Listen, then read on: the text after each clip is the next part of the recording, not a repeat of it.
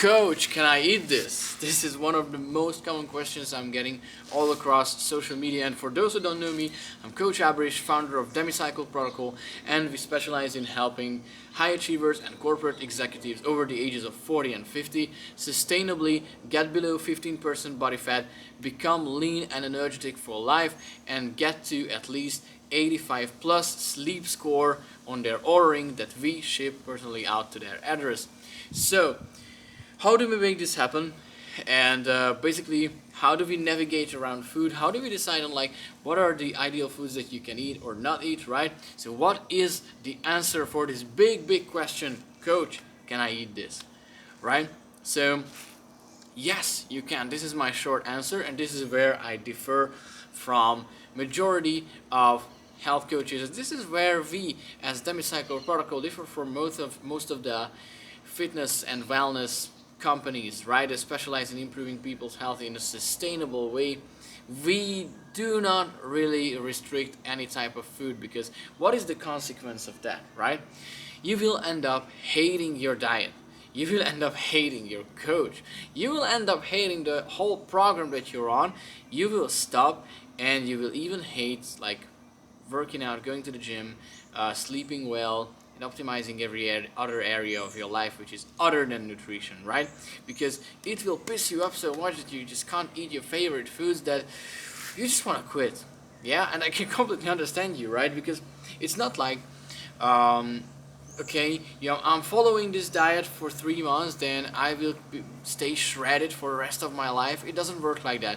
So if you follow something, if you are conscious about your nutrition for a certain amount of time, you will have to stay conscious for the rest of your life if you want to sustain the results. But the good news for you is that you don't have to be strict about it to get there in the first place, right? So I'm going to get a lot of shitstorm for this and hate for this, like I always do, but this is just the truth, right? And there was another long-haired guy like 2,000 years ago who also told the truth, and many people hated him. So anyway, let's tell them, right? Let's reveal that carnivore, paleo, vegan, keto, and all of these different low carb, slow carb, Atkins, you can tell me all of these diets, right? How great they are. None of them are sustainable in the long term. And don't come to me with this survivorship bias or with this type of exception strengthens the rule stuff, because just because you know one person, or you might be one person who has followed a carnivore diet or a vegan diet for 10 years straight, usually the carnivores attack me more, for 10 years straight, and you're feeling amazing, good for you. But for example, the people, majority of them who are watching this video, they have lots of different responsibilities. They are CEOs of multiple companies. They might be global sales representatives of these companies. They might be software engineers. Like majority of our clients, this is how they look like, this is who they are, and usually they are over the age of 40 and 50. They do not have to, and they won't adjust to an extreme diet, to an elimination diet, which strips them off of eating their favorite foods. Meanwhile, they have to participate on family events, on company events, networking events, conferences. They have to go on business trips. They have their own obligations and responsibilities that you might not have, right? And if you're a hardcore carnivore, or if you had, for example, chronic diseases that only the carnivore diet or the keto diet could cure, I'm fine with that. And to be honest, my nutrition personally, but it shouldn't be relevant for you anyway, but just for the record, my nutrition stands 80% carnivore and 20% whatever the fuck I want, right? So my nutrition stands the closest to actually a carnivore diet, because what do I eat? Meat and fruits and honey, because I love these foods. These are my favorite foods actually, so why wouldn't I eat them, right? But I also like pizza. I also like ice cream. I also like certain vegetables. So does it make me a bad person, right? Should that make me fat? Should I be like 30% body fat right now, and should my health be in roots? No, I'm the healthiest I've ever been, right? And my clients, because who gives a fuck about me, right? I'm 22 years old, I should be healthy by default. But my clients, over the age of 40 and 50, they became the healthiest they've ever been without having to restrict their diets. So if carnivore, paleo, keto, vegetarian, vegan, whatever, is not sustainable for you, then why would you follow it? Why would you do, for example, who is that guy? Andrew Frizella's 75 hard program. If you stay hard for 75 days, then you go soft for the rest of the year. It doesn't make sense. You want a system, you want a sustainable set of habits that enable you to stay in shape year-round, to get in shape once in your life, and you don't need any kind of programs again. You don't need any more coaching again. This is what I'm telling my clients, that, hey dude, I don't want to hold your hand forever, right? In 6 months, we get you into an unrecognizable shape. You will look damn amazing. Even if you're morbidly obese, it's not gonna take more than 1 year to look, feel, and perform amazing. You're there, you have achieved your health goals, and then you can sustain that for the rest of your life. So that's why I'm saying restricting your diet makes no sense, and the answer to the question that, coach, can I eat this, majority of the cases is yes. But let's be more nuanced, because of course we also have our own set of rules and principles, but we are more flexible and more strategic with that, because we are thinking of those life situations that high performers and entrepreneurs get into when they are traveling, when they are on conferences, when they are on business or client dinners, right? It's important to take all of these situations, locations, and settings into account, right? So, if you send me a picture of a desert on an evening, right, or on a client dinner, whatever, and you ask me, coach, can I eat this? I will ask you, what have you eaten before during this day? If you happen to closely work with me as my client, of course, I will already see, or at this point, I'm already seeing that, okay, what you have eaten throughout the entire day so far, right? So my strategy is for that. I might tell you that, okay, cut back on carbs a little bit in the first half of the day, right? You can even delay all of the carb consumption to the evening if you don't have anything mentally demanding or physically demanding during the day. For example, it is a rest day, you don't have a workout, then what you do is that you delay those carbs, right? You eat high protein meals, you have a beef jerky or a protein bar before the dinner, so you're less likely to overeat. Between courses, you have a glass or two of sparkling water, right? And you're eating a dinner of a large piece of, let's say, steak, like a lean cut of meat, right? With high volume, low energy carbs on the side. So this could be potatoes, sweet potatoes, grilled veggies, salad, mandioca, whatever you prefer, right? Whatever is like big in size, you know, big ass potatoes, but you know, low in calories. They don't contain too much energy. So that's your goal. So you feel like you have eaten a lot, right? You're well satiated, but you still have space for dessert, right? Calorically speaking, like your total energy intake is far, far below your energy expenditure for that day.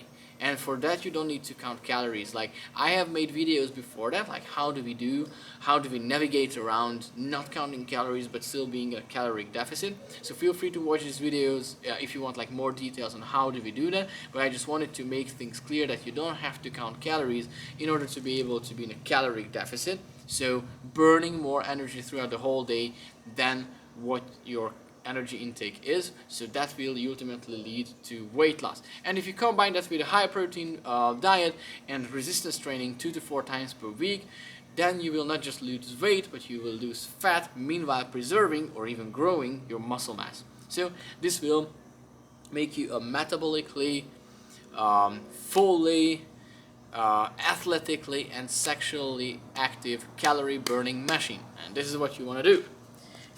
And not just today, but in a decade, in 2 decades, in 3 decades, you want to be a completely active 70-year-old too, right? So why wouldn't you start today? And when it comes to the question of can I eat this, you have space for dessert if you keep these nutritional principles. Or for example, if you say that, okay, my 2-year-old nephew has a birthday tomorrow, We will be there with my family from 11 a.m. to 3 p.m.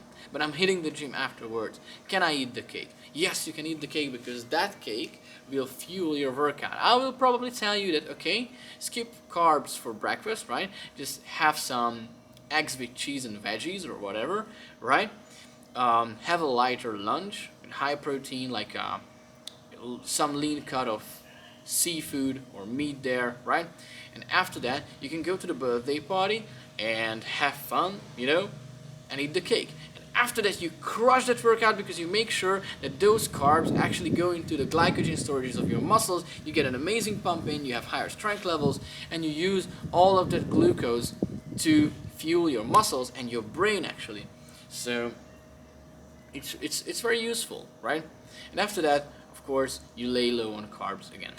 So that's it. For example, you don't have to overcomplicate this. For example, can I eat this big bowl of stew? Stews are probably, greasy, high in calories because of the high fat content that they have. And I would probably say yes, you can eat it as long as it contains enough protein, and you can moderate your portion sizes, and you know what the foods are for. And this is my favorite part about nutrition.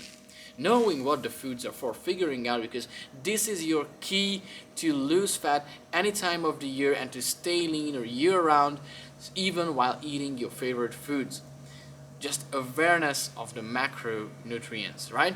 Of course, if you have awareness of micronutrients, vitamins, minerals, that's great, but you don't have to major in the minors like most of these esoteric health influencers, right? You don't want to become one of them, you just want to be a healthy person, right? Because nowadays, you can see that more than 40% of the population of the West is overweight. So that's a bigger problem than what kind of micronutrient intake optimization you're doing, right? You just need to be less fat. You just need to reduce your body fat levels a little bit to be able to live longer and live a more sustainable, healthier life and be more present for your family, right? Be a better leader, show a better example, and just to become the leader that you are supposed to be, right? It's very important that you are also showing your values on the outside, because people are shallow, right? They are more likely to be persuaded by your personality. They are more likely to buy into your persona and follow your advice and take you seriously, because they will see that you are also taking yourself seriously. So that's why it's very important. And if you understand nutrition, you have the trump card in your deck, right?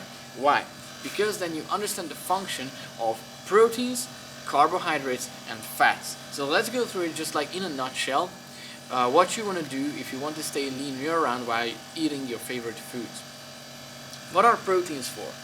Proteins are a non-negotiable for every single meal, because you want to preserve and even grow your muscle mass with the help of proteins. And also proteins help with a lot of different organ function, bone health, joint health. So overall, your body needs proteins, right? Wonder why no one is promoting a protein-free diet? Okay, maybe there are some deranged idiots who look like soy boys who might promote a low-protein diet, but anyone in their sane mind and who has a little clue about nutrition will never promote a low-protein diet. So generally, you want to eat high protein. Is protein bad for your kidneys? No. If you are genetically predisposed to kidney diseases, you might be more careful, but the way you can be careful actually is to drink more water. Drink at least 1 liter of water for every 45 pounds or 20 kilograms of your body weight if you want your kidneys to be safe, and make sure that your vitamin C consumption is also high. It depends on your body weight, height, age, whatever. I take personally, I'm 5'11", 170 something pounds right now, and I'm taking 1 gram of vitamin C on a daily basis. Some of my clients are taking 1 gram, 1.5. I have clients who take 2 grams of vitamin C per day, and all of their kidney markers with the high water consumption alongside that have massively improved. So no, and they are eating more than 200 grams of protein per day. So what about that? It's not about the protein. Protein is not the problem when it comes to your kidneys. Actually, alcohol is a bigger problem for both your livers and your kidneys as well. So this is something I would cut back on. But if you ask me, like, coach, can I drink alcohol? Of course, there are certain types of alcohol that you can drink. So for example, if you can limit the number of drinks that you drink on a weekly basis to like 2 or 3, right? 2 or 3 glasses of dry red wine, that's fine. Okay, your fat loss process might slow down a little bit, but you will have fun, you will feel better, your cortisol, your stress hormone levels will go down because you just let yourself go a little bit, you have fun, and when you are happier, you tend to lose fat faster. So it's very important not to have a depressed fat loss phase. You will have a happy fat loss phase when you learn how to enjoy life while also benefiting from the fat loss effects, right? It's very simple. You can drink dry red wine. What I would avoid is basically beer because it's full of hops. It has estrogenics, stress hormone, female hormone, side effects. You grow man boobs, a little bit of beer belly, stuff like that. You start storing visceral fat around your organs. That's harmful for you. They can damage your organs. So beer I would avoid, and it's also not too good for your gut health. So you get bloated, you feel bad. It's just not a manly drink as it is, being advertised. But you can have tequila, just 1 or 2 shots, right? Actually, it has probiotics in it, so it's even good for your gut health. You can have a little bit of gin. You can have a shot or 2 of vodka, or like 1 or 2 glasses of vodka soda, right?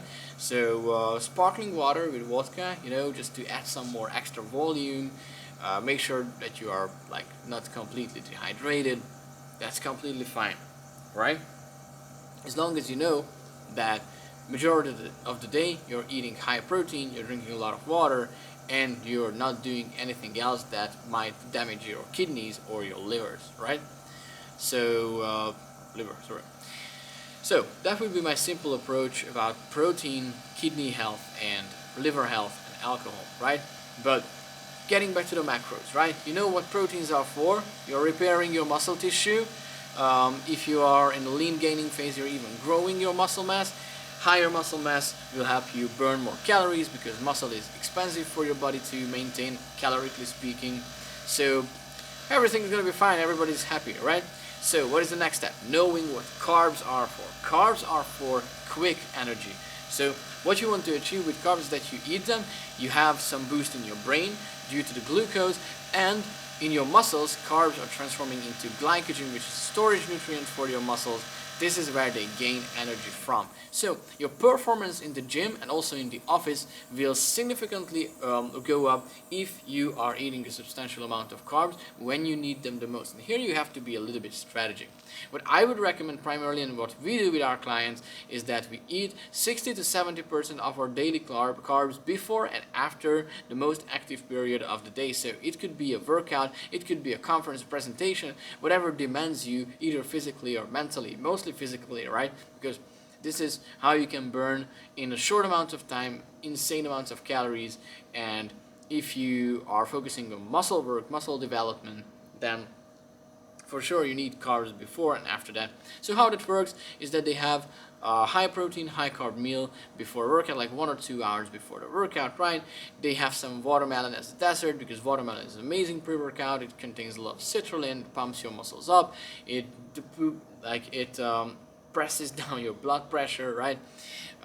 And you will have a boosted blood flow, better pumps in the gym, more energy.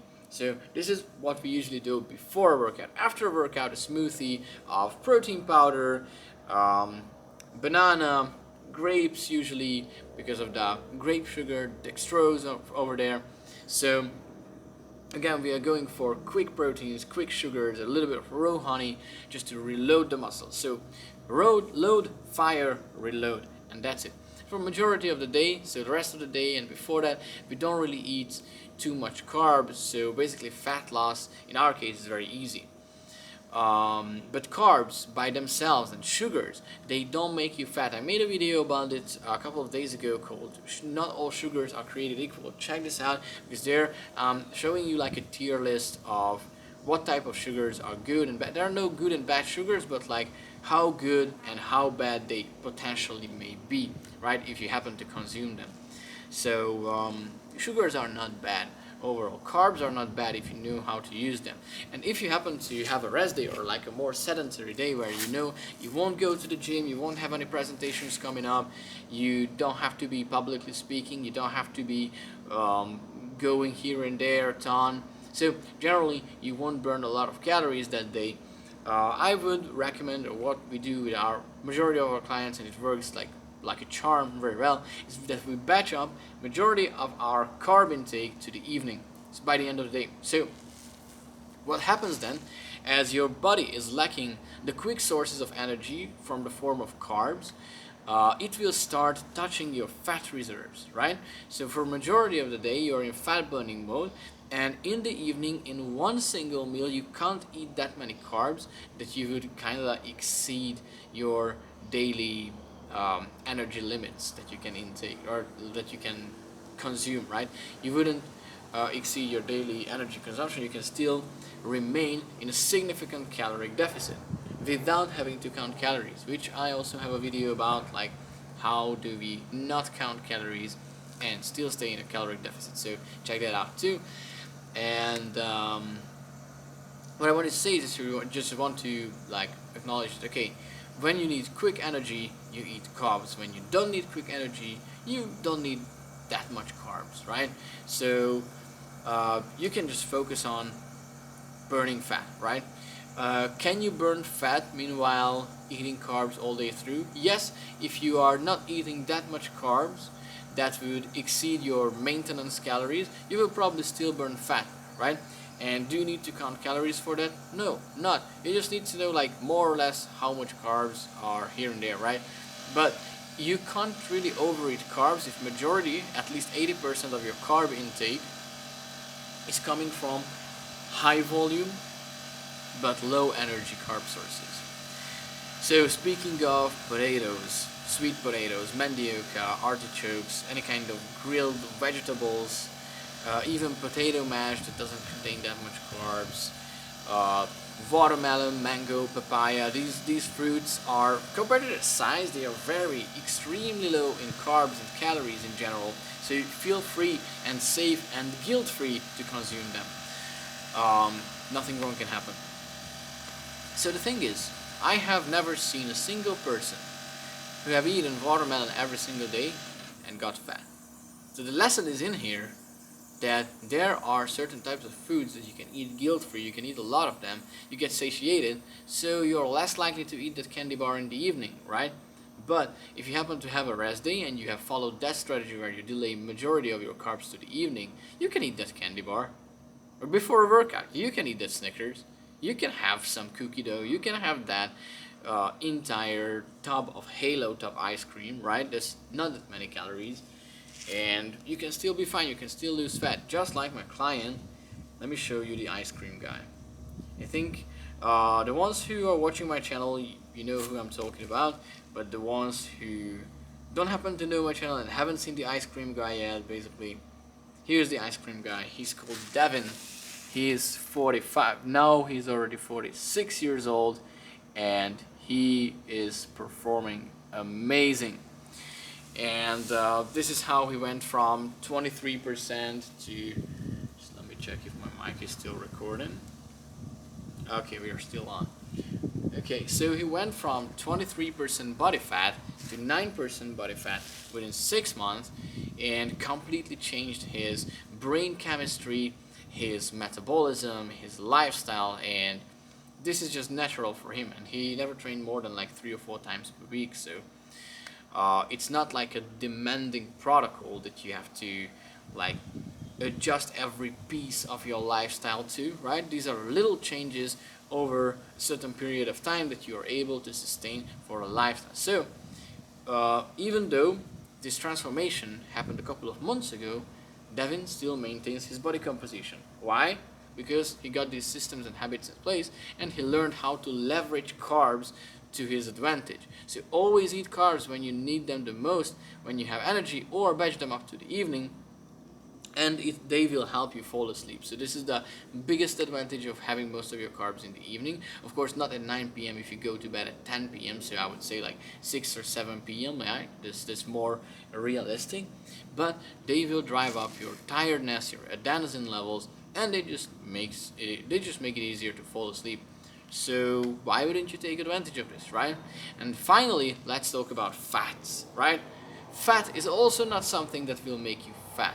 There are many types of fat that won't make you fat, actually, only if you are just overeating them, right? So um, there is a big debate whether you should eat saturated fat, monounsaturated fat, unsaturated fat, whatever.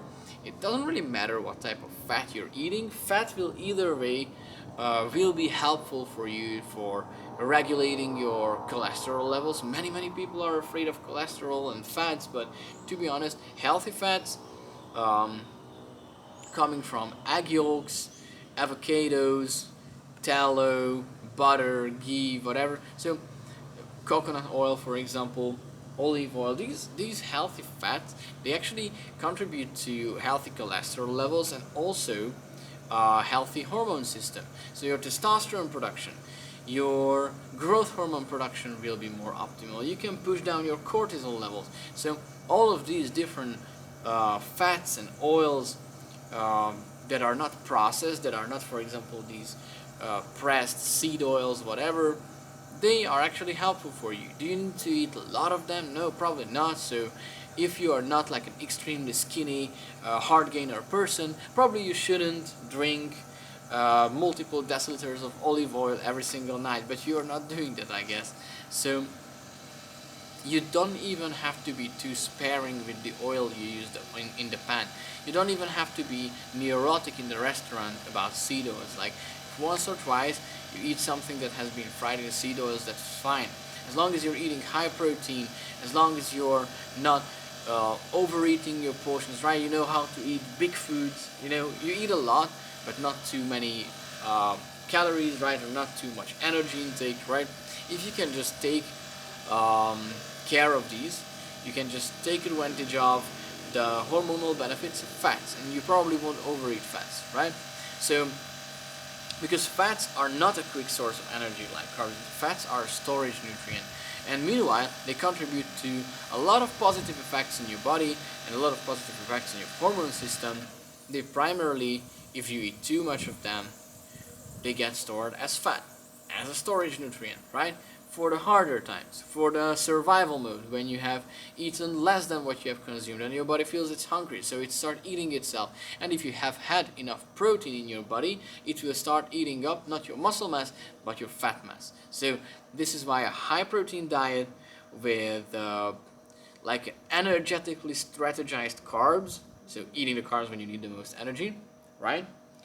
And a healthy amount of fat, a balanced amount of fat, is perfect for your hormonal system and for your body composition, because then you have created the micro and the macro environment for losing body fat. The micro environment is like how optimal your hormones are, and the macro environment is what type of nutrients, what type of macronutrients are you taking into your body and how they affect your body composition. And if you want a lean and energetic body composition, this is the general strategy that you want to apply for carbs, fats, and protein. And this is how you can know that whether you can eat that type of food or whether you can not eat that food item that you have just taken a picture of and you sent it to your coach, right? So if you ask it that, okay, coach, can I eat this? Always think of what time of the day it is, what have I already done, what have I eaten so far,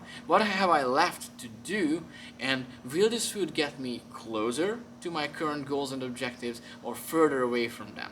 And based on these, make your decision. And also it's very important to consider like what proportion of your foods are fun foods and what proportion of your foods are high protein and whole foods, right?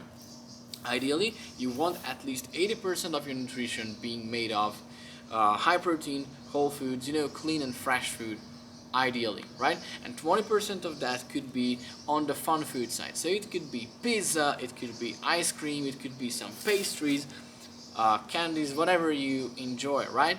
Because this way we make sure that you won't go insane during your health transformation and you still enjoy it. You can have a quick source of dopamine, that's not a problem, right? When you get addicted to it and you eat that all the time, now that's exactly when it becomes a problem. But before that, you don't have to worry about it at all, right? So this is how I would distribute, and I would always look at it, okay, I'm about to eat this piece of food. How did my nutrition look like so far today? Was at least 80% of my food intake from high protein or whole foods?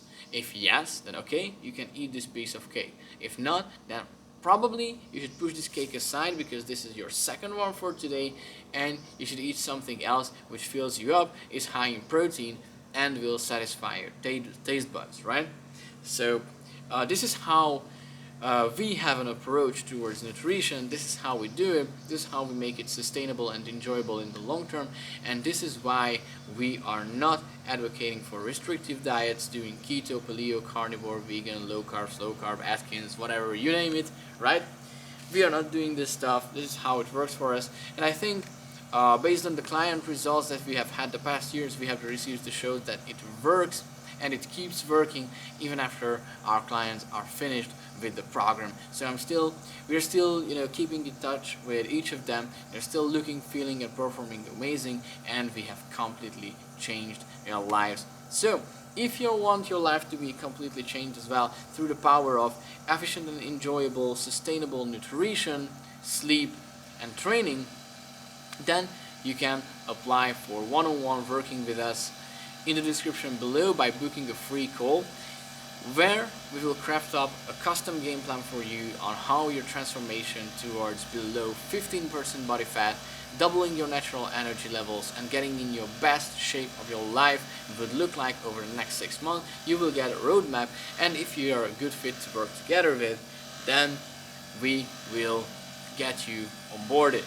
However, if you are not ready to get committed to some little changes and sustainable changes in your lifestyle, and if you're not ready to invest in your health, if you don't know how this entire dynamics works, if you are not a high performer, if you are not maybe a corporate executive or an entrepreneur who understands how investments and returns work, right? Probably you're not a good fit to work together with us, so you shouldn't book a call with us.